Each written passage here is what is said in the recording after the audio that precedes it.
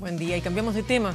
Finalmente, por 6 votos contra 4, el Tribunal Constitucional rechazó los 2 requerimientos que presentó Chile Vamos en contra del proyecto para despenalizar la interrupción voluntaria del embarazo en 3 causales. Así es, queremos conversar respecto de este tema y para ello nos acompaña aquí en el estudio la ministra del CENAM, Claudia Pascual. Ministra, muy buenos días. Del Ministerio, para poder del Ministerio de la Mujer y Equidad de Género. Para reivindicar que tenemos ministerio. ¿Sorprendida con la decisión? No, yo tenía confianza, lo dije antes, pero nos parece muy importante lo que ha hecho ayer el Tribunal Constitucional. Indudablemente es un día histórico para el país. Sí, en la práctica, ¿cómo opera esto? Porque todavía sabemos que dan un par de trámites, digamos, producto de la propia tramitación y además de la interpretación que se hizo allí al Tribunal Constitucional. ¿Cuándo se aplica en la práctica la despenalización del embarazo en estas 3 causales? A ver, yo lo primero que, si me permite, antes de contestarle aquello, es poder valorar efectivamente lo que ha ocurrido ayer. Nosotros hicimos como proyecto de ley y como gobierno indudablemente un proyecto que permitiera poder ser aprobado, y yo quiero reivindicarlo porque permite abrir alternativas que no estaban para una atención integral de niñas, adolescentes y mujeres. Y en ese marco, la propia tramitación, nosotros entendemos después de la revisión que ha hecho el tribunal, que vamos a conocer en su detalle recién la próxima semana, tiene que volver al Parlamento para dar cuenta, digamos, de lo que ha hecho el Tribunal Constitucional, y a partir de eso recién puede ser promulgada la ley. La tramitación del proyecto de ley también indica que tenemos hasta 90 días de plazo para poder generar los reglamentos, o el reglamento, mejor dicho, que permita dar cuenta completa de la operatoria de cómo va a funcionar la ley, y eso significa que no entre en vigencia al otro día estar promulgado, para decirlo súper claramente. Digamos. O sea, ¿no antes de diciembre? Dependerá, digamos, efectivamente de lo que se demore el reglamento. Tiene un plazo máximo de 90 días. Eso es lo que dice el artículo transitorio. Entonces, en ese sentido, queremos también plantearlo, digamos. Ministra, y en ese sentido, ¿qué ajustes espera usted que se vayan a llevar a cabo? Sabemos que la objeción de conciencia es uno de los puntos que no se aprobó en este caso, pero en el proyecto inicial hablaba de una objeción de conciencia a las personas, a los médicos, a los profesionales, no a las instituciones. ¿Eso podría cambiar?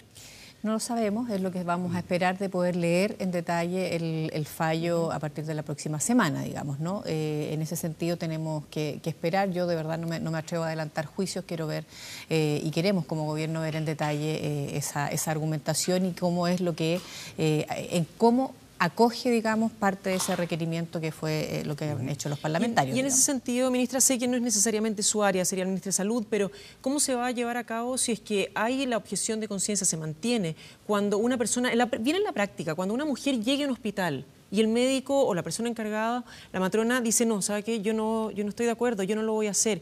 ¿Cómo va a estar la mecánica armada para poder darle el servicio a esa mujer que lo requiere muchas veces de manera urgente?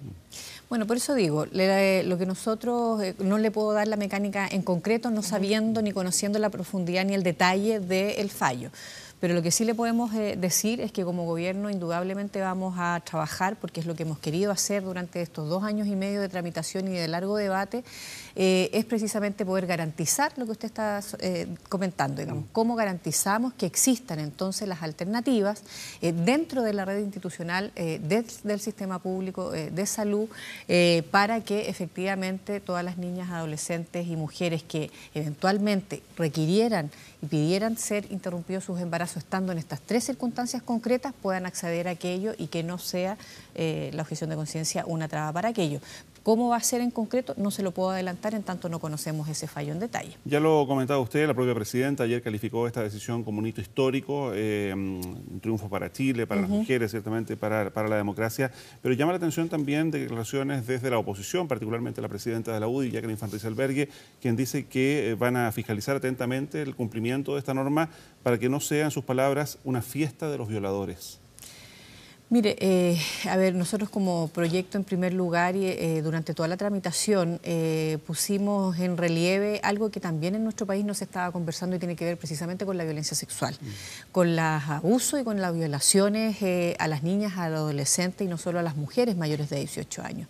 Y en particular la causal de violación tiene bastante cara y rostro de niña y adolescente, porque la gran mayoría son niñas y adolescentes las que sufren, digamos, estas violaciones, además no solo como un hecho puntual, sino que violaciones y abusos sistemáticos.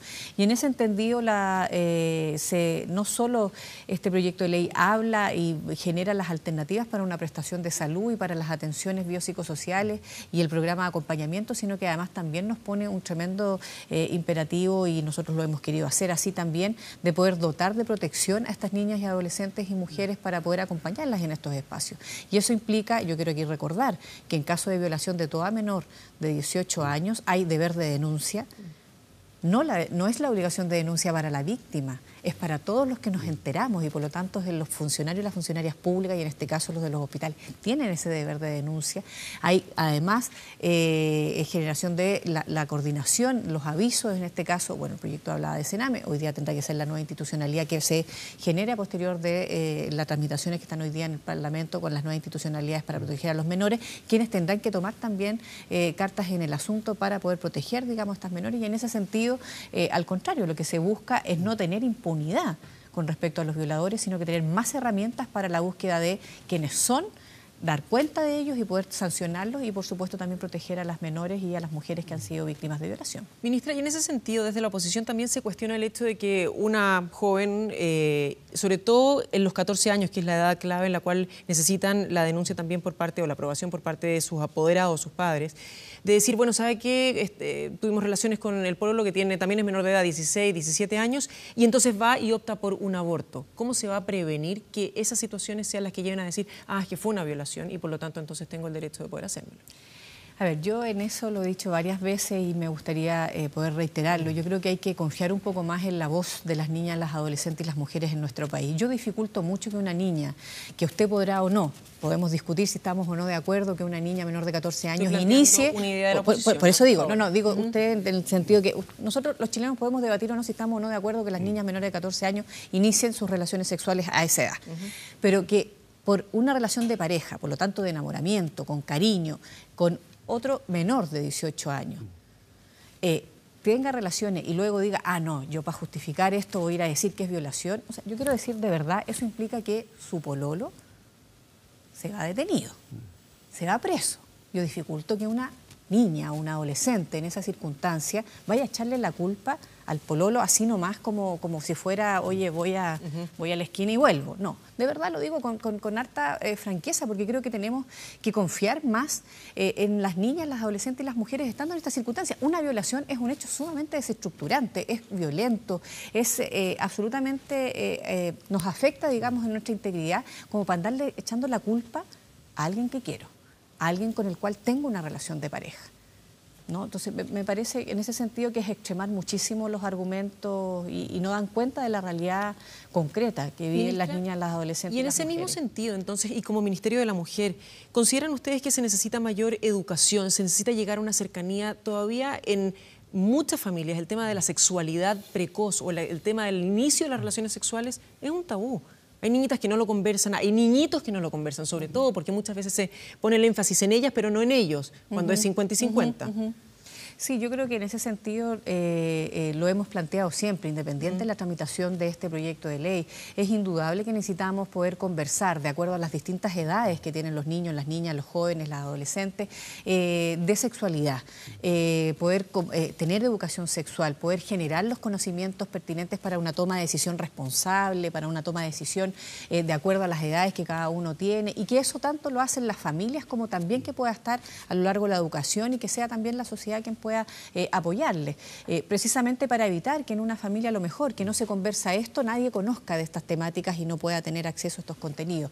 En ese sentido, indudablemente, estos son temas que tienen que operar en paralelo, la educación sexual. Nosotros hemos trabajado con el Ministerio de Salud, con el Ministerio de Educación y el propio Servicio Nacional de la Mujer, el CERNAM, antes, hoy día Servicio Nacional de la Mujer y la Equidad de Género, y el Ministerio de la Mujer y la Equidad de Género, para establecer estrategias de educación sexual, de afectividad, en ese sentido, que nos permitan abordar estas temáticas. Hoy día el propio Servicio Nacional de la Mujer y la Equidad de Género tiene un programa de el buen vivir de la sexualidad y la reproducción que trabaja tal cual como tú dices, con adolescentes, hombres y mujeres, porque hay dos, ¿no? En esta responsabilidad, con educación sexual y con efectivamente la posibilidad de conversar de estas temáticas. Ministra Claudia Pascual, muchas gracias por acompañarnos. Muchas gracias a ustedes también.